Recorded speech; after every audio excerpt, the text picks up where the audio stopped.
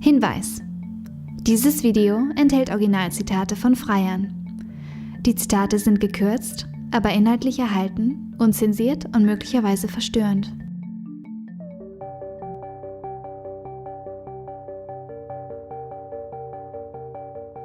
Ich gebe nochmal und nochmal Geld aus und krieg nicht mal einen Gute-Nacht-Kuss. Ich lade die Frauen in schicke Restaurants ein und verwöhne sie und trotzdem hören sie nicht auf, rumzuzicken.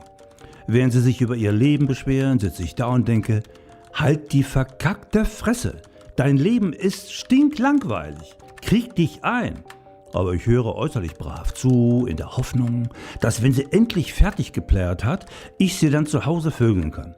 Nun, ich bin's leid. Dann erzählt mir ein Kumpel von dieser heißen Latina-Schnitte. Ich gehe also und guck sie mir an und denke, wow, richtig heiß. Die ist erst 20 und hat einen unglaublichen Körper. So jemand kriege ich da draußen nicht ab. Beste Entscheidung, die ich je getroffen habe. Jetzt läuft es endlich ohne das ganze Geschnatter. Inzwischen verwende ich mein Geld nur noch auf Sexdienstleisterinnen. Da bekomme ich auch was für die Kohle. So ein Freier über den leidigen Weg, freiwillige Sexpartnerinnen zu finden.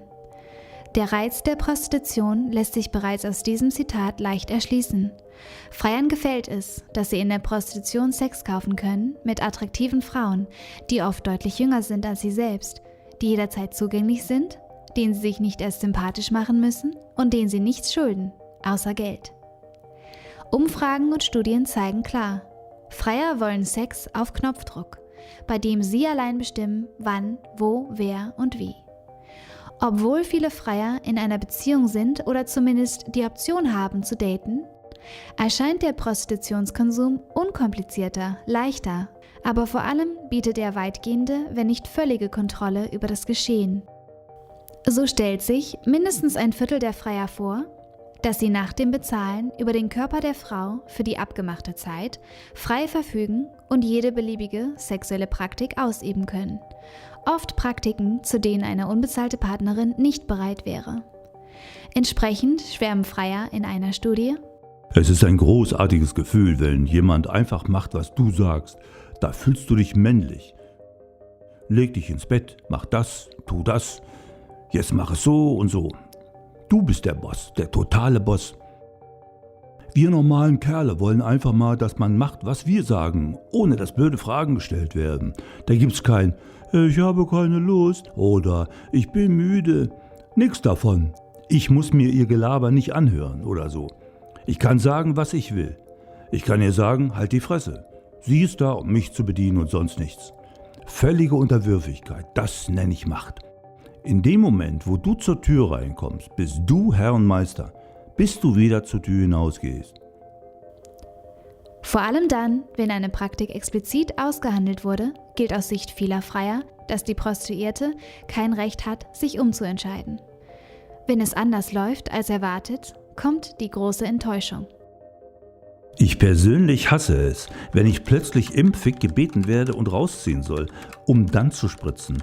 Deswegen habe ich mir in der Zwischenzeit angewöhnt, vorher genau abzuklären, ob ich reinspritzen kann.